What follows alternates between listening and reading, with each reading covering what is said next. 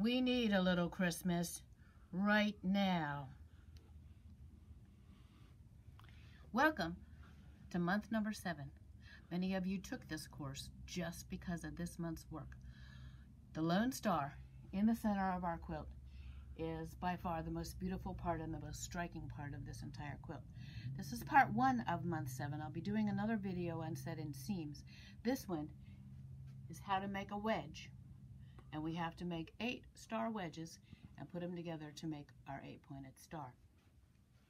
Annie has a little history lesson to share with you. This is how we used to buy patterns back in the early part of the 20th century. This little envelope is postmarked 1928, and it belongs to a lady named Mrs. Camblin, and she was interested in making a lone star. So she sent away for the pattern, and this is what Cappers Weekly sent her. This is it. It has one diamond shape, and she's supposed to cut out 488 of one and 480 of another, and sew them all together, and she'll have a lone star. Well, we got a lot better with our instructions, and so nowadays when we have a pattern, it makes it a whole lot easier. And Nancy's instructions are great this month, and I followed them completely as I went along with the fabrics and with the strips to be cut and the way that they were to be cut, because what we're doing today is called a 45-degree sewing angle, which is true bias. Thanks, Annie. Okay, the first thing that's going to happen when you go to the page that has all of your cutting supplies, the first fabric that it's going to talk to you about is our focal fabric. This is our first time using our focal fabric, okay? Isn't she luscious? And of course our focal fabric is 40 to 45 inches wide. And so when we open it up, there's a selvage on both sides.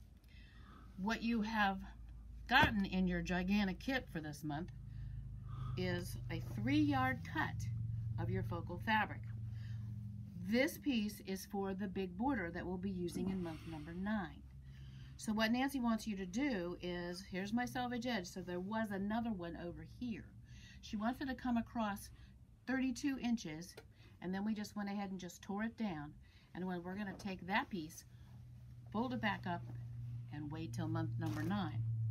What you have left, okay, if it's 32 and we go to 40 something, you have maybe 11 or 12 inches left of fabric that's 108 inches long because we had 3 yards.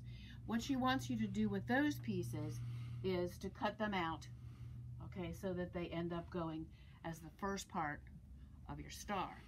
And she'll tell you to cut 40-inch pieces, 5 3/4. So just refer back to your cutting. Before you start working with your fabric, however, each time you are working with either a fat 1/8, a fat 1/4, of WOF, which is, with the fabric, take that piece, stick it on the ironing board, and give it a spritz with some of this stuff. It's called Best Press. It's known as a starch alternative, but it definitely helped me to make crisper seams. I think they matched easier, and the fabric itself was easier to work with. So come on by and get some Best Press before you even start sewing anything. There's one other fabric I want to speak to you about, and that's 3/4 yard of our white background fabric, okay, which what we're going to do is end up cutting it into triangles that will fit into this area of the 8-pointed star. You can bring it in, okay, for class whenever you're coming in for whatever next class you're coming in for, and we can cut it here.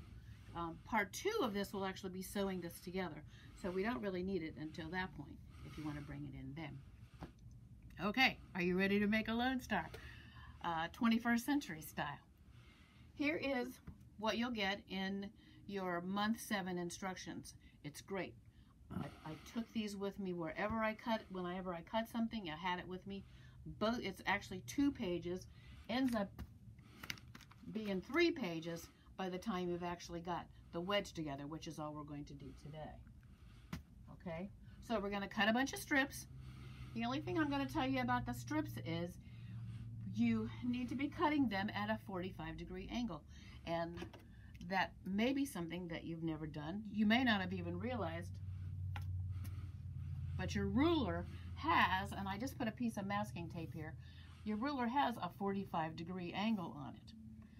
And so that first cut, okay, to create 45 degrees, we actually put it on the 45, so the 45 has gone across, and you can see then you can actually cut, and you'll continue to cut 45-degree angle going all the way across here. And she'll tell you it's usually like 8 of each thing.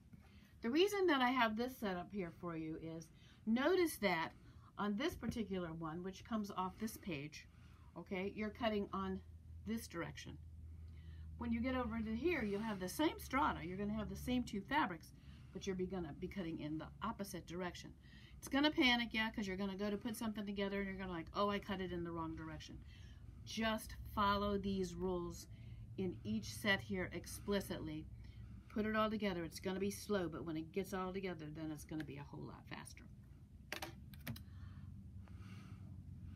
So this is what we're here to create in lesson number 1, which is a star wedge. And there are actually 4 pieces to the star wedge. What she doesn't go over very well, though, is exactly how to make sure that everything matches easily, and at the beginning and the end of the seam that you have pinned them and matched them well. So my cameraman's going to come down here. And what I have done is taken the final one,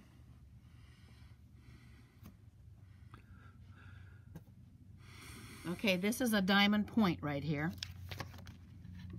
This little fella right here, the green is going to be laying, that's when he's finished. I guess I'll put it that way so you can see it a little bit easier. Okay, it's this little section right up here.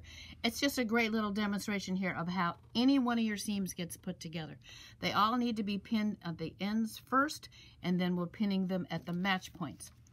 And if you haven't come to class, I have this that I can send to you in a PDF file, because here is the real important way that each seam has to be put together. So what I did was I created 2 here. So if you lay these 2 down, okay, so this seam is going to come back over this seam. Come over here and lay it down. So it's this area right here that you're actually going to be sewing together. So what I have done is I took my ruler, any ruler will do, and I use this one so you can see it. I marked the 1/4 inch seam allowance at the beginning, at the end, and at that match point. Can you see that well, Mr. Producer Man? Okay, now this, because you have a little dog ear out here, it may be, and if it gets longer, it gets even harder. Sometimes they just don't lay properly. So this picture is supposed to be your instruction for laying the end of a seam. And notice the indentation, okay, the indentation of the dog ear right there is your 1/4 inch seam allowance. So we have one on that end, and then because this is 45 degrees, so it's very stretchy. So it looks like, so the indentation at the very end of the fabric. So I've got my ends pinned nicely, and because it is on a bias, they just will snug up for you. But we don't have this match right here. So Georgia Bone Steel taught me a long time ago what's called peek and pin. So we're going to peek, and notice right now, look at how that doesn't match each other. And I've turned it back on my 1/4 inch seam allowance. Okay, I'm going to move it back over to where it does match. Then I'm going to close it, and I'm going to pin it. And instead of just starting to go on down that seam and not worry about what happens when I get down here, I'm going to sew about 5 or 6 stitches here and 5 or 6 stitches on this side, and then pull this open to see if I'm getting a match. And that's what I should get with a match right there. It looks like this on the wrong side. So you're doing just a little bit of seaming here, and when it matches, and it may not match the first time, so then you can easily pull the threads out, try it again, and then go ahead and ease this on together. And then this opens up. All of your seams this month are all opened. That makes it very easy to figure out. You don't have to figure, we used to do always to the dark side, but 21st century sewing here, we're going to open all the seams, and then we will put the 4 units together to create a wedge. And your homework is to bring me back 8 of those so that we can start putting them together with the applique that we did last month. Thank you very much. God bless America.